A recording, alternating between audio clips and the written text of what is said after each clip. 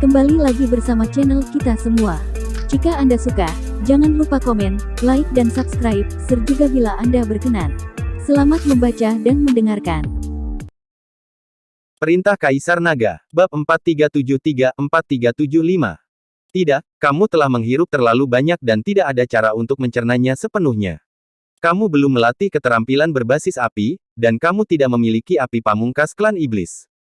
Setelah Zeke selesai berbicara, dia menyimpan kualinya. Tepat ketika Zeke selesai berbicara, dia tiba-tiba tercengang karena dia merasakan aura Dev. Ini adalah aura Dev, orang ini tidak berlari terlalu jauh.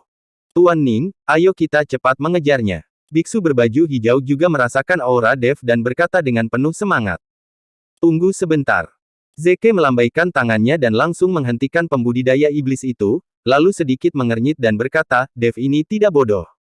Tidak ada dari kita yang bisa merasakan auranya sejak tadi, tapi sekarang dia tiba-tiba muncul.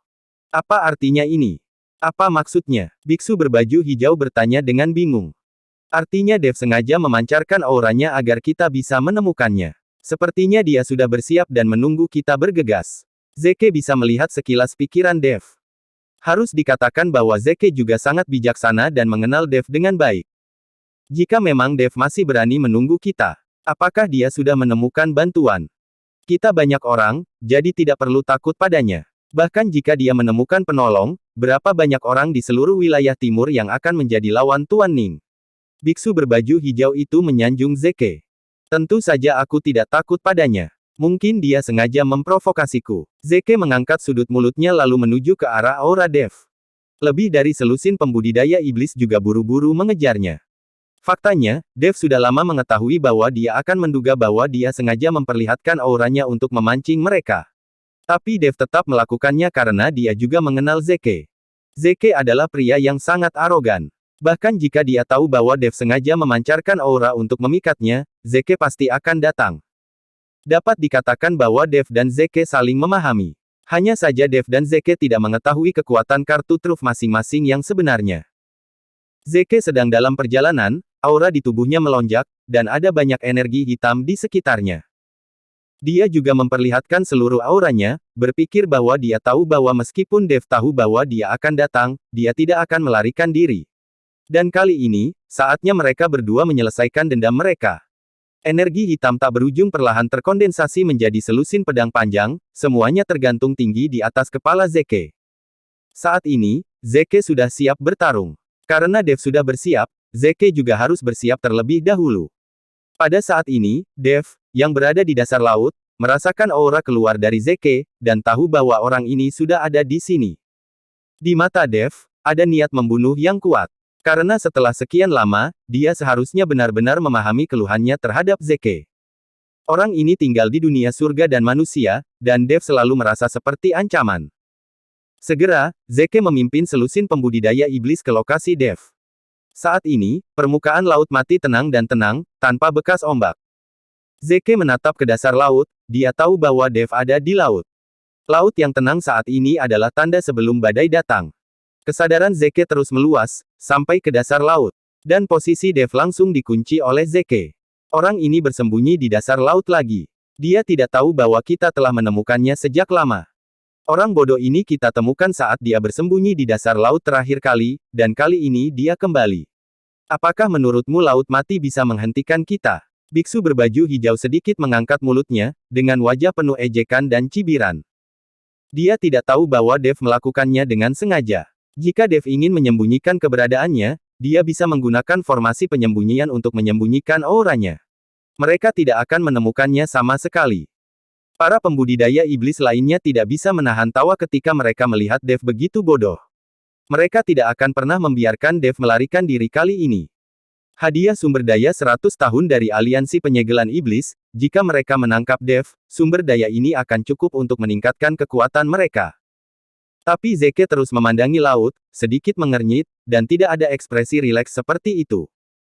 Setelah melihat ini, biksu berbaju hijau berkata kepada Zeke, Tuan Ning, kami tidak bisa membiarkan Dev dan Valet melarikan diri kali ini. Aku harap kamu dapat membantu kami memasuki laut mati lagi. Biksu berbaju hijau mengajukan diri karena dia takut Zeke akan membunuh Dev. Jika Dev dimusnahkan menjadi abu, bagaimana mereka meminta kepada pemimpin aliansi mengenai upeti sumber daya 100 tahun? Jadi biksu berbaju hijau berencana mengambil inisiatif dan menangkap Dev dan Valet terlebih dahulu. Zeke mengangguk dan tidak menghentikannya. Dia juga ingin melihat trik apa yang dimainkan Dev. Dan para kultivator iblis ini dapat membantunya menguji apa yang sedang dilakukan Dev.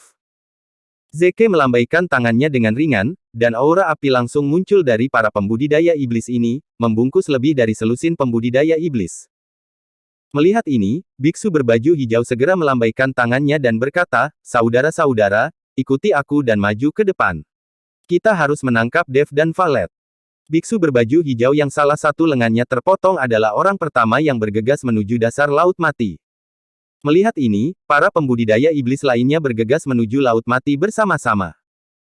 Dev di dasar laut melihat selusin pembudidaya iblis bergegas ke Laut Mati, tetapi Zeke masih melayang di udara di permukaan laut dan tidak memasuki Laut Mati, membiarkan pembudidaya iblis lainnya untuk menjelajah jalannya.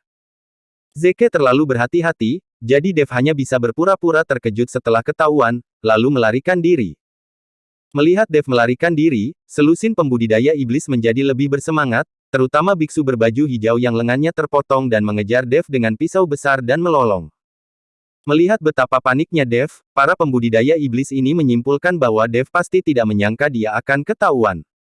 Pada saat ini, Zeke sedang menatap laut, dengan cahaya merah memancar dari matanya. Dan cahaya itu bersinar ke laut. Pada saat ini, dia melihat panorama situasi di dasar laut. Dia melihat semuanya dengan jelas. Melihat ekspresi panik Dev, Zeke sedikit mengangkat sudut mulutnya, tidak yakin apakah itu dengan bangga atau mengejek. "Dev, jika kamu masih mempermainkanku dengan trik kecil ini, apakah kamu memperlakukanku seperti anak berusia 3 tahun?" Zeke bergumam pada dirinya sendiri. Pada saat ini, para pembudidaya iblis itu mati-matian mengejar Dev. Mereka tidak menyadari bahwa puncak di sekitar dasar laut bersinar terang. Tepat ketika beberapa pembudidaya iblis mengejar Dev dan hendak mengejar Dev, semburan cahaya tiba-tiba melonjak ke langit. Ledakan. Tiba-tiba, hantaman aura yang luar biasa langsung mengoyak air laut di sekitar dasar laut, membentuk ruang hampa yang besar. Ketika selusin pembudidaya iblis melihat ini, mereka segera berhenti dengan tergesa-gesa, dan kemudian menggunakan perisai mereka satu persatu untuk menahan aura. Selusin pembudidaya iblis ini semuanya berhenti dan melihat sekeliling dengan heran. "Sial, Dev ini benar-benar memasang jebakan di dasar laut. Untungnya, kita sudah siap." Biksu berbaju hijau itu mengutuk dan berkata. Namun, setelah auranya meledak, jejak Dev telah lama menghilang, dan dasar laut menjadi gelap gulita. Lebih dari selusin pembudidaya iblis merasa aura api di tubuh mereka terus melemah, dan mereka tidak berani tinggal di dasar laut untuk waktu yang lama, sehingga mereka terpaksa bergegas menuju permukaan laut. Jika aura apinya hilang, mereka akan berubah menjadi tulang di Laut Mati. "Tuan Ning, Dev memang memiliki jebakan di bawah laut, tapi itu tidak membahayakan kami. Dia hanya bisa melarikan diri." Setelah biksu berjubah hijau bergegas keluar dari laut, dia berkata kepada Zeke. "Melarikan diri." Zeke mengangkat sudut mulutnya, "Dia tidak akan melarikan diri, aku kenal dia." Zeke tahu bahwa Dev tidak mungkin melarikan diri. Karena dia telah berusaha keras untuk memancingnya ke sini, bagaimana dia akan melarikan diri? Adapun aura yang tiba-tiba pecah tadi, itu memang jebakan yang dibuat oleh Dev, tapi jebakan itu tidak akan sesederhana itu. Jika jebakan yang dibuat oleh Dev bahkan tidak bisa menangani para penggarap iblis di depannya dia, Zeke tidak percaya bahwa Dev berani melawan dirinya di sini.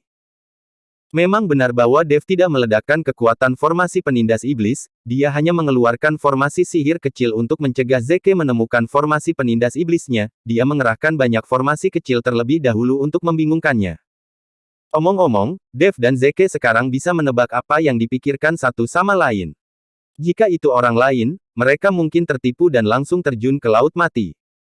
Tapi Zeke sangat tenang. Bahkan jika dia ingin membunuh Dev, dia masih menganalisis berbagai situasi dengan tenang. Setelah Dev memaksa para pembudidaya iblis itu kembali, dia juga menunggu tindakan Zeke. Dia tidak membunuh selusin pembudidaya iblis, itu hanya untuk memancing Zeke agar tertipu. Jika dia membunuh semua pembudidaya iblis itu dalam satu gerakan, Zeke mungkin akan berbalik dan melarikan diri. Orang ini tidak memiliki martabat sama sekali. Ketika dia melihat ada sesuatu yang tidak beres, dia berbalik dan lari tanpa ragu sama sekali. Mengenai wajah dan martabat, itu tidak berharga di mata Zeke. Hidup adalah hal yang paling berharga. Karena setelah sekian lama bertarung dengannya, Dev juga memahami karakter Zeke. Melihat Zeke tidak bergerak sama sekali, Dev menjadi sedikit cemas. Lagi pula, formasi sebesar itu menghabiskan banyak sumber daya setiap menitnya. Jika Zeke tidak memasuki formasi penindas iblis, Dev tidak bisa membuang-buang waktunya. Karena kamu tidak mengambil inisiatif, biarkan aku yang mengambil inisiatif. Dev tahu bahwa harus ada sesuatu yang menarik sebelum Zeke bisa tertipu. Jadi tubuh Dev tiba-tiba terlempar keluar dari laut, aura di tubuhnya tiba-tiba meledak, lalu dia menembak dengan telapak tangan. Telapak tangan Dev benar-benar menyebabkan seluruh api yang menggantung melonjak, dan beberapa naga api mulai mengaum, lalu menuju ke arah Zeke dan yang lainnya. Dalam radius puluhan mil, guntur bergulung, awan hitam berkumpul, dan sambaran guntur dan kilat menyambar dari langit. Dengan asal-muasal api dan asal-muasal guntur dan kilat, Dev meledak dengan kekuatan tempur yang luar biasa segera setelah dia mengambil tindakan. Mata Dev tajam, dan aura di tubuhnya dilepaskan tanpa malu-malu. Dia bahkan meninggalkan segalanya. Dev harus tanpa pamrih memberitahu Zeke bahwa Dev akan bertarung mati-matian kali ini. Saat menggunakan metode ini, tubuh Dev dibungkus dengan tubuh emas yang tidak bisa dihancurkan. Zeke melihat tubuh emas Dev yang tidak bisa dihancurkan, dan wajahnya sangat sedih.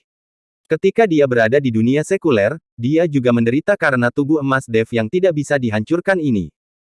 Dev, apakah hanya ini yang kamu miliki? Jika kamu hanya memiliki ini, maka kamu tidak layak jika aku mengambil tindakan. Zeke memandang Dev dan mendengus dingin. Meskipun Dev menyerang dengan elemen api dan guntur, naga api dan guntur dan kilat menyerang pada saat yang sama, Zeke masih meremehkannya. Aku punya banyak cara. Pedang pembunuh naga muncul di tangan Dev, dan dengan lambaian pedang pembunuh naga, badai pedang yang tak terhitung jumlahnya mulai menembak. Naga api, guntur dan kilat, cahaya pedang. Kekuatan ledakan Dev sendiri jelas melampaui alam kesengsaraan transendensi. Para pembudidaya iblis yang belum pernah melihat Dev mengambil tindakan semuanya terkejut ketika mereka melihat pemandangan ini. Bagaimanapun, alam Dev hanyalah alam kesengsaraan transendensi tingkat ke-7. Namun kekuatan jurus ini telah mencapai alam Mahayana. Semua pembudidaya iblis menggunakan berbagai cara untuk melawan dan melindungi Zeke di belakang mereka. Bersambung.